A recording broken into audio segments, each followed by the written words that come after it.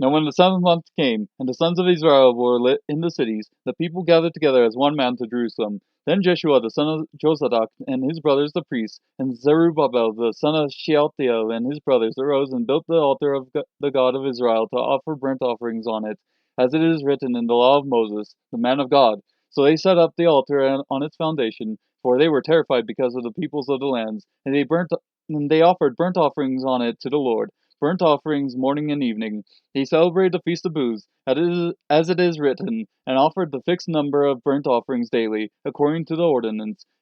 each day required. And afterward there was a continual burnt offering, also for the new moons, and for all the fixed festivals of the Lord that were consecrated, and from everyone who offered a free will offering to the Lord. From the first day of the 7th month they began to offer burnt offerings to the Lord, but the foundation of the temple of the Lord had not been laid. Then they gave money to the masons and carpenters, and food, drink, and oil to the Sidonians and to the Tyrians,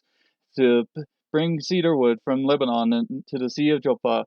according to the permission they had from Cyrus king of Persia. Now in the 2nd year of their coming to the house of God at Jerusalem, in the 2nd month, Zerubbabel the son of Shealtiel and Jeshua the son of Jozadak, and the rest of their brothers and the priests and the Levites, and all who came from the captivity to Jerusalem, began the work and appointed the Levites from 20 years and older to oversee the work of the house of the Lord. Then Jeshua with his sons and brothers stood united with Kadmiel and his sons, the sons of Judah, and the sons of Henadad,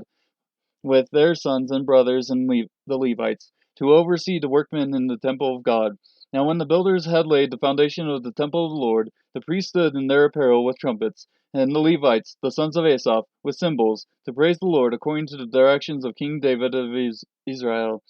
They sang, praising and giving thanks to the Lord, saying, For he is good, for his loving kindness is upon Israel forever. And all the people shouted with a great shout and when they praised the Lord, because the foundation of the house of the Lord was laid. Yet many of the priests and Levites and heads of fathers' households, the old men who had seen the first temple, wept with a loud voice when the foundation of this house was laid before their eyes, while many shouted aloud for joy, so that the people could not distinguish the sound of the shout of joy from the sound of the weeping of the people, for the people shouted with a loud shout, and the sound was heard far away.